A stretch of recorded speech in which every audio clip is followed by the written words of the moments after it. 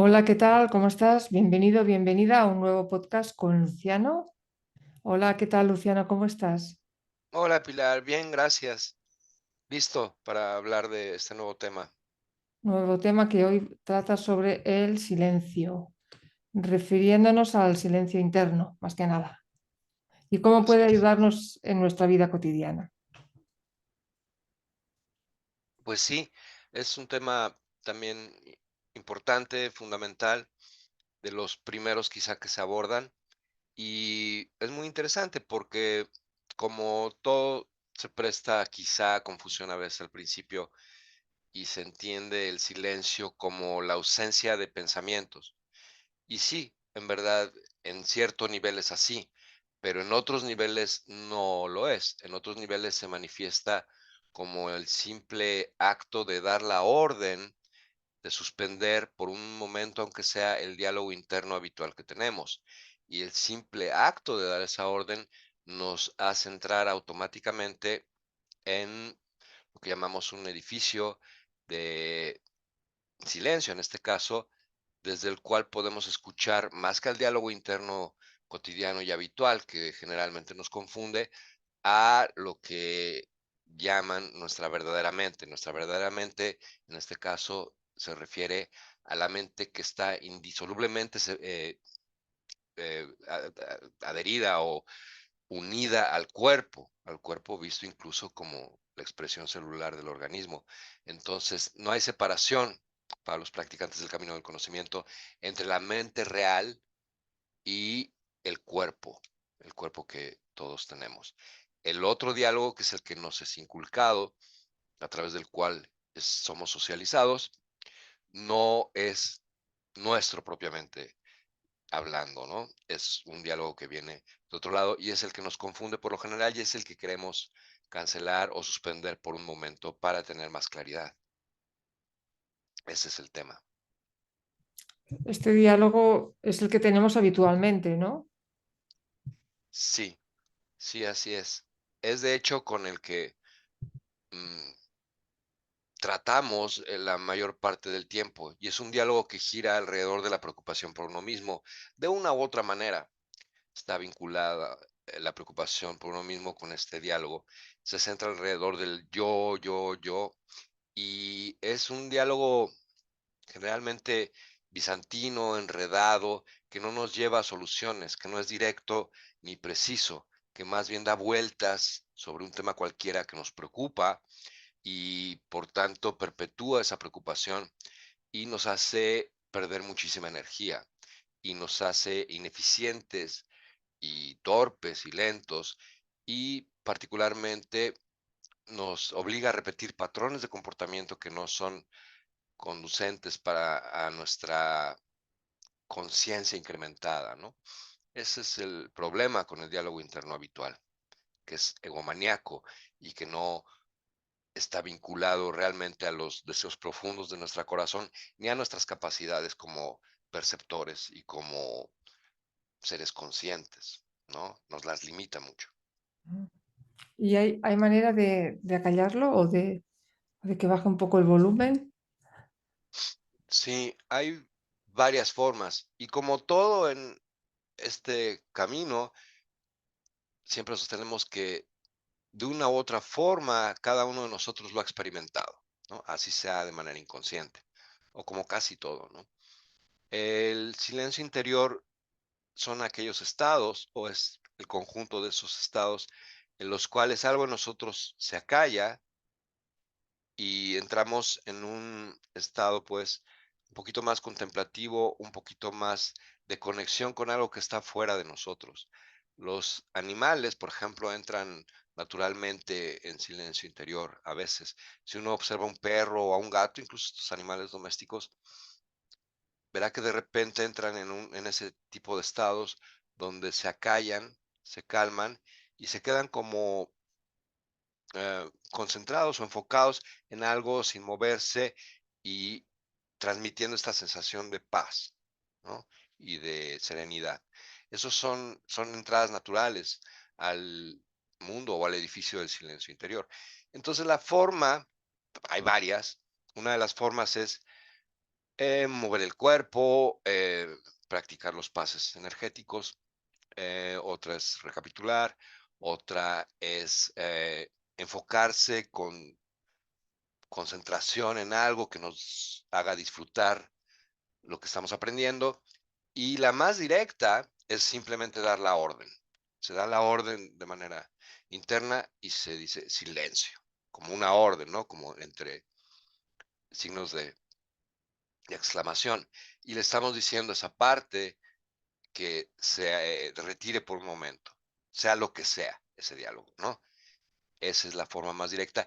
Y el silencio se va acumulando poco a poco, se va adquiriendo y a medida que se acumula, nos hace llegar a umbrales en los cuales rompemos ciertos límites o ciertos techos y entramos en nuevos niveles de silencio que ya tienen más que ver con el movimiento del punto de encaje, porque resulta que el silencio es la llave que nos permite mover la percepción, que nos permite salirnos de la percepción habitual y entrar en otros estados, no necesariamente am, muy extraños o no necesariamente muy ajenos a la realidad cotidiana, pueden ser muy cercanos a lo que percibimos de manera cotidiana, pero definitivamente tener otra cualidad de exploración y otras cualidades de conocimiento que no están presentes en la vida cotidiana, ¿no? Sí, alguna vez lo he experimentado. ¿Y desde cuándo crees tú que empieza este diálogo interno? ¿Desde muy pequeños? Sí, sí, y es un tema profundo, es un tema que nos atañe a todos, porque pienso que desde el útero se nos está inoculando con este diálogo y con esta forma de relacionarnos con una estructura mental, digámoslo así, que no nos pertenece realmente, que no se ajusta y que no está diseñada para permitirnos vivir plenamente incrementando nuestra conciencia.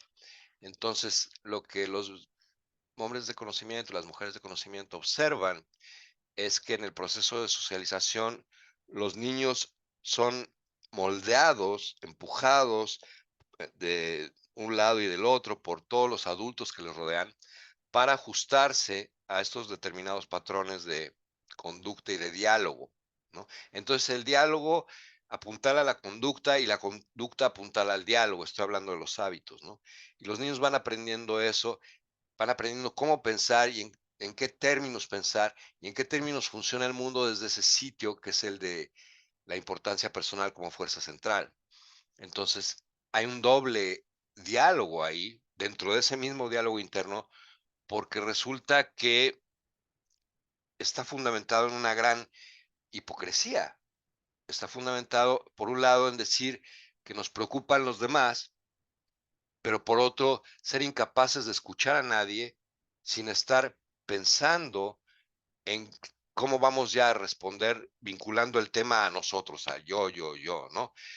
Ese tipo de hábitos eh, y muchos otros vinculados, de nuevo, con la preservación de la imagen propia, son la materia de la que está conformado el diálogo interno socializado. Y los niños aprenden eso, aprenden a tener esa doble cara a través del diálogo y, por otro lado, no funciona casi nunca para la solución de problemas prácticos que se presentan en la cotidianidad.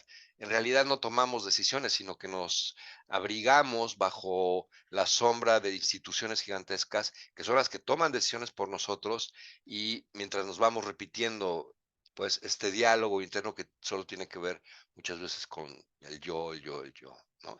Entonces desde el útero ya se les está enseñando eso a los niños, lo aprenden y lo reproducen y se lo enseñan a sus hijos, ¿no? Y no se percibe esta otra posibilidad de cancelar ese diálogo y ver qué queda. Si es nuestro diálogo original y natural, pues no quedaría nada. Pero resulta que sí queda otra cosa.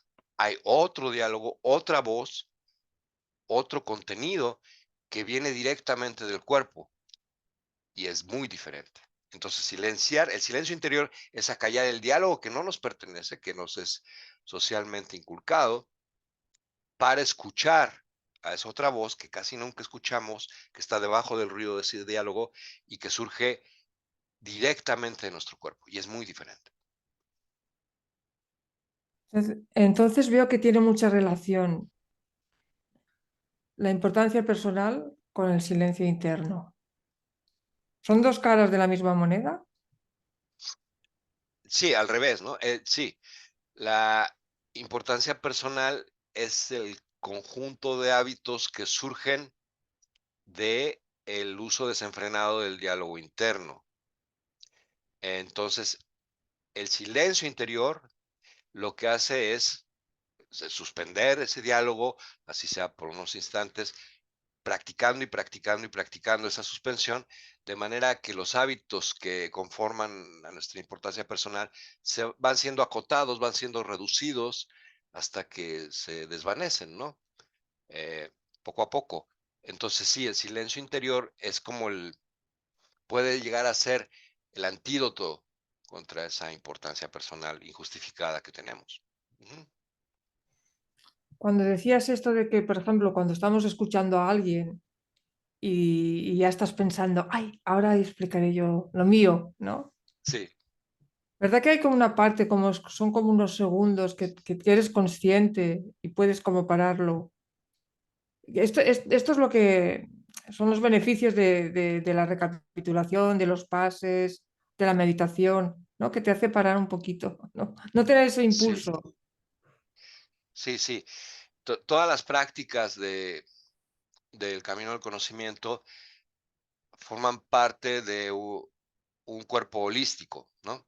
Y un cuerpo que yo diría que en sí mismo es una estructura de tensegridad, como la práctica de la tensegridad expresada a través de lo que llaman pases energéticos o pases mágicos. Entonces, todos los puntos están conectados. Imaginemos como uno de estos domos geodésicos, ¿no? Donde hay puntos y hay líneas que conectan esos puntos, esos vértices. Y entonces sí, la práctica de la recapitulación promueve el silencio promueve la recapitulación, el ensueño promueve el acecho promueve el intentar, etcétera, etcétera. Todo está ordenado de esa manera que implica una relación de sinergia entre todas las partes, ¿no?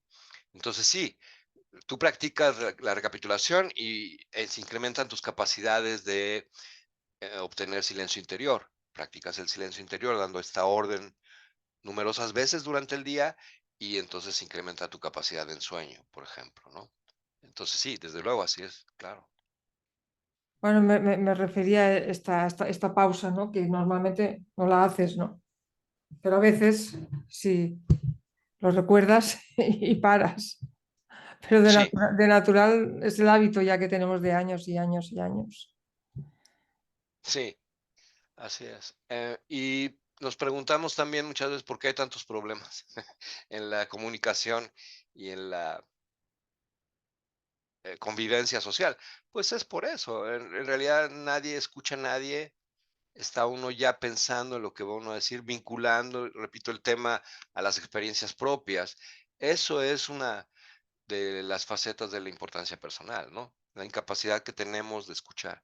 Entonces, lo que se sugiere para cualquiera que empiece en estos trotes es primero aprender a escuchar. Y aprender a escuchar puede implicar ejercicios como salir un poco a un parque o al bosque o a donde sea, o en la misma habitación, ¿no? Y prestar atención a los sonidos, prestar atención a los ritmos, a los intervalos, a los espacios de silencio entre los sonidos, ¿no? Y ver qué percibe uno y escucharlos como eso, como sonidos acallando, mandando hacia atrás al diálogo interno y poniendo lo que estamos escuchando al frente, ¿no? De nuestra conciencia. Y entonces eso nos da la capacidad de cuando estamos con otro, escuchar también su voz, incluso si queremos como sonido. Ujú. Permitir que el significado se absorba en el cuerpo sin preocuparnos mucho por él, incluso.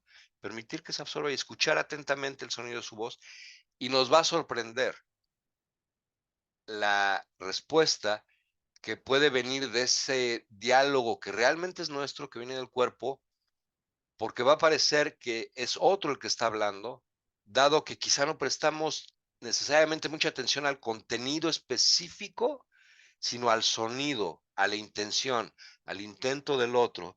Y entonces eso crea un eco que, si prestamos atención, va a hacer que salga de nuestro interior un torrente de conceptos que ni siquiera sabíamos que estaba ahí y que realmente tiene que ver con lo que el otro está diciendo. Es como un estado novedoso para quien no lo ha experimentado, muy interesante, ¿no?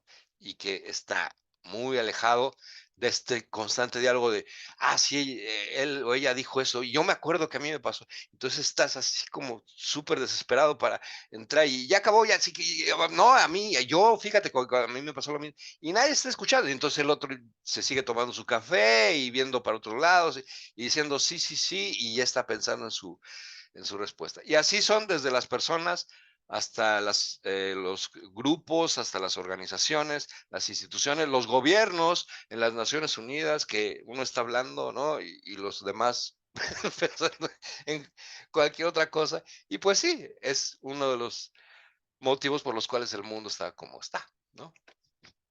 Y si no, también estamos juzgando, ¿no? También, igual nos están hablando, estamos escuchando, pero juzgando, ¿no? Juzgando lo que dice. Oh, sí. Eso también forma parte del diálogo interno.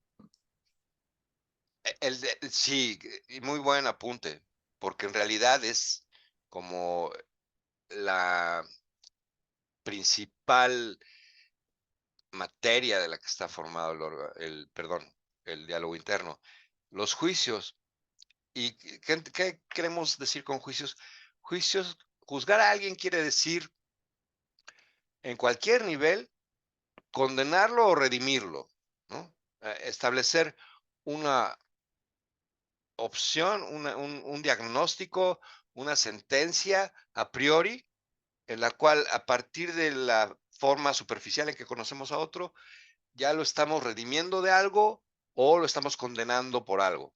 Estamos de alguna u otra manera erigiéndonos en jueces, ¿no? Del comportamiento de esa otra persona o de la persona o de nosotros mismos. Por lo general es de nosotros mismos y simplemente reflejamos eso en nuestra relación con otros. Todo el tiempo nos estamos juzgando. Esa es la esencia del diálogo interno que queremos acallar. Todo el tiempo nos estamos juzgando y por tanto todo el tiempo estamos juzgando a otros. Y aquí hay algo que decía eh, eh, el Nahual Carlos Castaneda, ¿no? Y que era muy claro en eso, ¿no? Juzgar es morir. Y lo hemos analizado en estos encuentros que estamos teniendo. ¿Por qué juzgar es morir a nivel energético? Porque juzgar nos em, hace que establezcamos una muralla al conocimiento que está diseñado para nosotros en cualquier momento determinado y en cualquier sitio. Y entonces eso impide que encontremos soluciones eficaces a cualquier problema y eso nos lleva al deterioro, ¿no? Entonces, juzgar es morir y de eso está compuesto el diálogo interno en su mayor parte. Entonces, permitir que el diálogo interno corra desenfrenadamente sin cuestionarlo es caminar hacia la muerte, es morir, es deteriorarse, ¿no? Y Luciano, ¿qué es exactamente lo que te dices para darte esa orden? Por ejemplo, ¿no? ¿Nos puedes poner algún ejemplo de frases, oraciones? Mm. En mi caso individual, yo nada más me digo silencio, doy la orden de silencio. Es así de simple. Quizá haya otras formas, am, no sé, en relación a abordarlo directamente. Hay otra manera, ¿no? Que es mover el cuerpo y prestar atención a la postura. Prestar atención a la postura, al alineamiento del organismo como una expresión descriptiva o como una descripción concreta de lo que en realidad somos, que es energía en abstracto, nos permite entrar también en el silencio, porque desvía nuestra atención del diálogo interno hacia la estructura física que somos, ¿no? Esa es una opción que se enfatizó muchísimo en los años en los cuales los seminarios de tensegridad, por ejemplo, eran muy habituales y iban por todo el mundo, que ya no es así. Em, y es una opción que yo también exploré, que todos exploramos, y es muy válida, ¿no? En lo individual, mi preferencia es dar la orden, ¿no?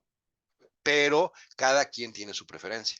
Lo que estoy diciendo es que están ambas posibilidades al menos. Sí, esta parece como muy fácil y directa, ¿no?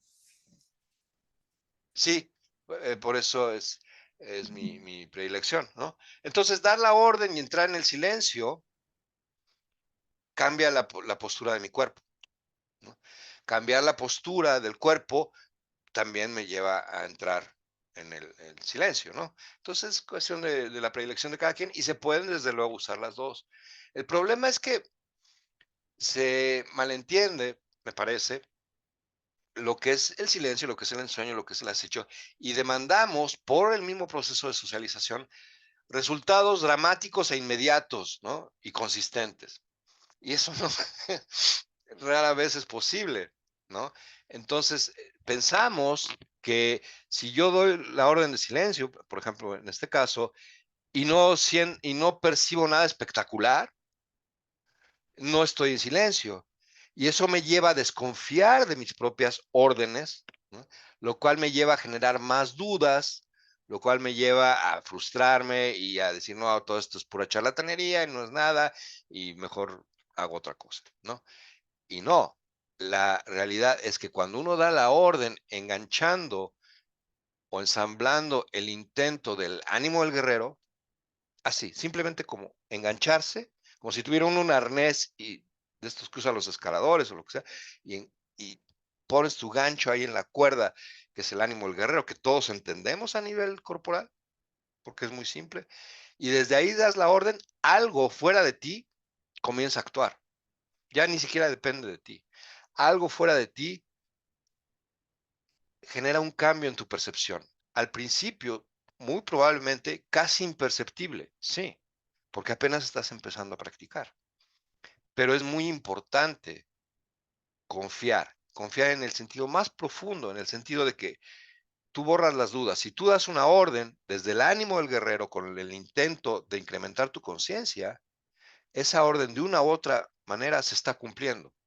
A eso le llamamos entrar en el edificio del silencio. Entonces, sí, si uno entiende eso, pues ya no se preocupa y ya no duda tanto y ya no necesita ejecutar maniobras más indirectas para entrar en el silencio. Puede directamente dar la orden y entrar en el silencio. Entonces, ¿qué tiene que ver el silencio con el punto de encaje? Muy bien, esa es la pregunta clave. Lo que sostiene al punto de encaje fijo en cualquier posición es nuestro diálogo interno. Lo que sostiene al punto de encaje fijo en la posición acordada que comparte toda la humanidad, que se podría describir si hiciéramos este símil entre lo orgánico y lo abstracto, como un sitio que está a nuestras espaldas, más o menos entre los omóplatos, más o menos un brazo de distancia atrás. Ahí está el punto de encaje de la humanidad. Ese es el acuerdo que tenemos. Es el diálogo interno.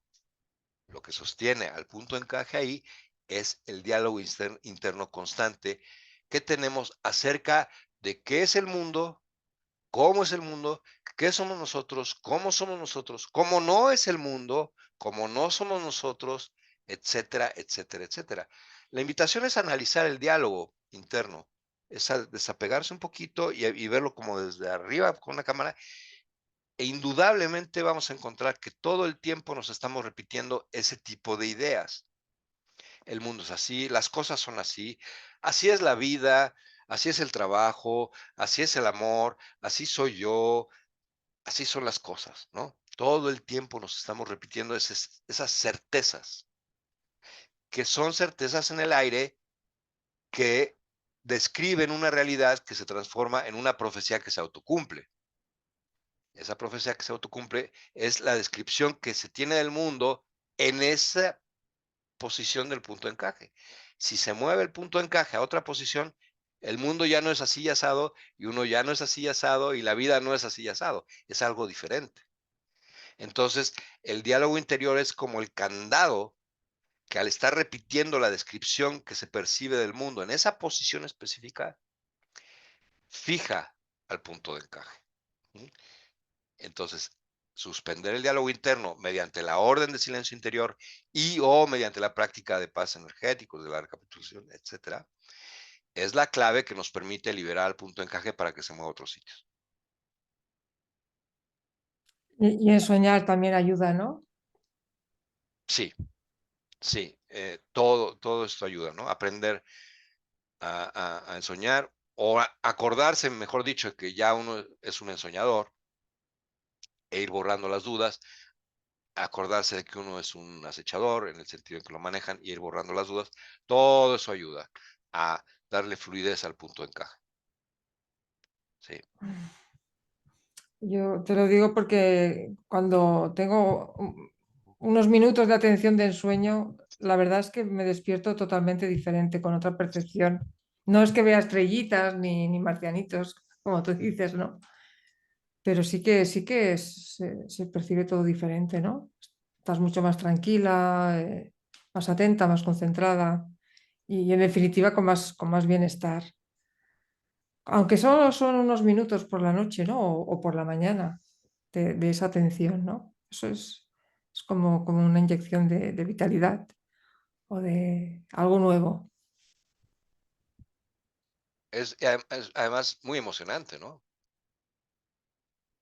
Es muy emocionante darse cuenta de que la realidad es percepción y de que cuando se mueve la percepción, se transforma la realidad y que uno tiene capacidades más allá de nuestras más salvajes fantasías en términos de poder mover esa percepción y poder percibir al mundo, no en términos de fantasía.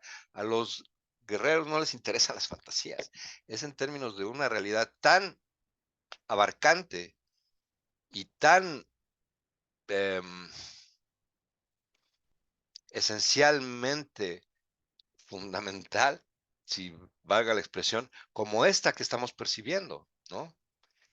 Poderse mover ahí es un viaje, es una navegación y es también el instante en el que descubrimos nuestra esencia, que es la de navegantes, de la percepción.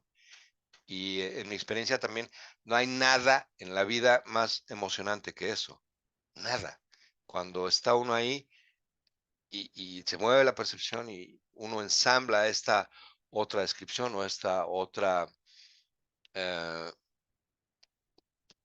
categorización experimental, experiencial del mundo, el asombro es inimaginable y es un deleite poder liberar la percepción y encontrar el propósito de nuevo, ¿no?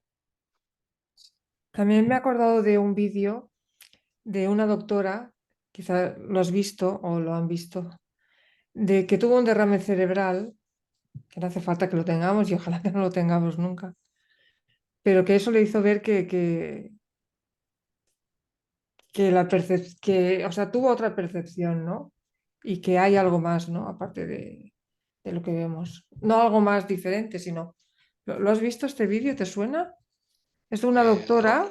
Ah, pues ya lo pondré en la descripción del vídeo. Es de una doctora y sí, creo que escribió un libro titulado algo así de eh, El milagro del derrame cerebral o algo así.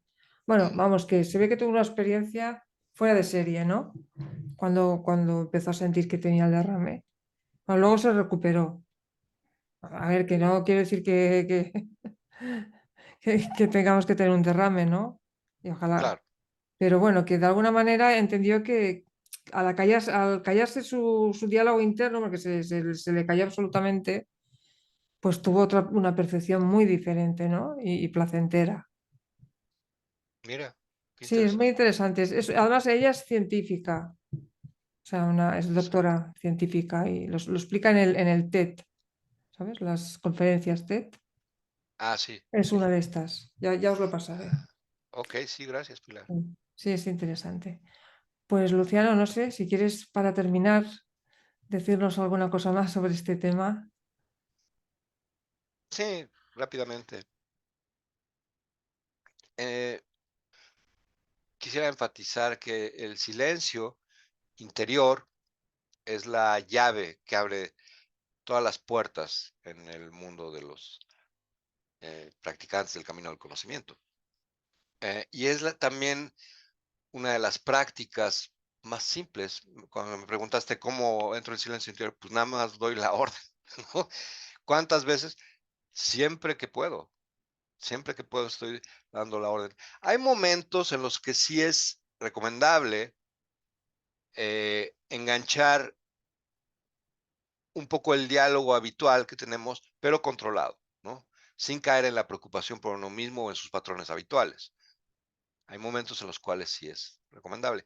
Pero fuera de eso, estoy casi todo el tiempo dando la orden, porque casi todo el tiempo me sorprendo envuelto en ese diálogo, porque es una inercia la que trae, un impulso propio el que trae, tan fuerte, porque nos es inculcado desde el útero, que nadie se sustrae a eso, ¿no? Entonces, todo el día, varias veces, muchas veces, simplemente me sorprendo ahí, doy la hora en silencio. Cuando me siento preocupado por algo, silencio, silencio, silencio, una y otra y otra y otra vez.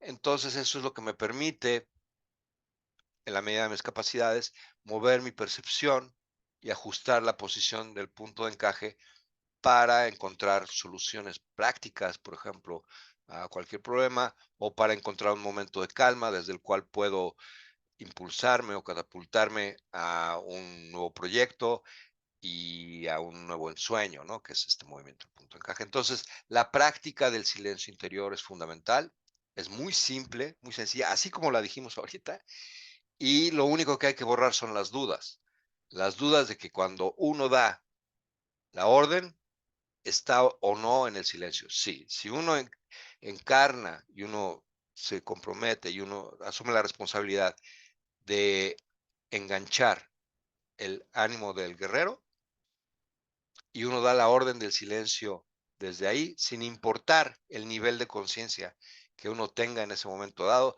sin importar el nivel de experiencia que se tenga en ese momento dado, ya está uno dentro de un edificio perceptual que es el del silencio, aunque esté en la planta baja y apenas se percibe una diferencia. A medida que lo repitamos y lo repitamos y lo repitamos, podremos entrar en otros niveles que quizás sean similares a los que describe esta doctora o iguales a los que se describen en los libros de Carlos Castaneda, niveles muy profundos de silencio en los cuales sí, muchas veces ya no hay ni pensamientos y estamos conectados con nuestro entorno de una manera muy nueva que nos permite la liberación del punto de encaje y la libertad del viajero perceptual, encarnar eso. Entonces, ese es el comentario final. Es Muy bien. crucial el silencio interior. No hace falta irnos a una cueva, ¿no? No, al contrario, O a un retiro. es que ahí es fácil, ¿no? Ahí es fácil, sí, sí, pues si estamos rodeados de incienso y música tranquila, junto al mar o en un paisaje hermoso y las aves trinan y todo esto en paz, pues sí es fácil estar en silencio, ¿no? El desafío y lo que buscamos son esos desafíos para incrementar nuestra conciencia. Es estar en silencio en el tráfico de las 12 del día, en el auto, con las bocinas tronando, ¿no? Con un escándalo por afuera y ahí estar en silencio interior. Lograr eso es una pequeña hazaña que podemos repetir cuantas veces queramos y eso templa nuestra capacidad de respuesta ante cualquier evento eh, inesperado, ante el cual podemos estar en ese silencio que nos permite una velocidad de reacción muy, muy superior y una eficacia muy, muy superior porque no tenemos el obstáculo del diálogo interno que nos hace torpes, lentos e ineficientes, ¿no? Entonces sí, ese es el desafío, claro. Pues muchísimas gracias, Luciano, y espero que os haya gustado a todos. Nos vemos en el próximo podcast. Gracias a ti, Pilar, un abrazo fuerte y gracias a todos. Nos vemos Un la próxima. abrazo. Hasta pronto. Hasta pronto.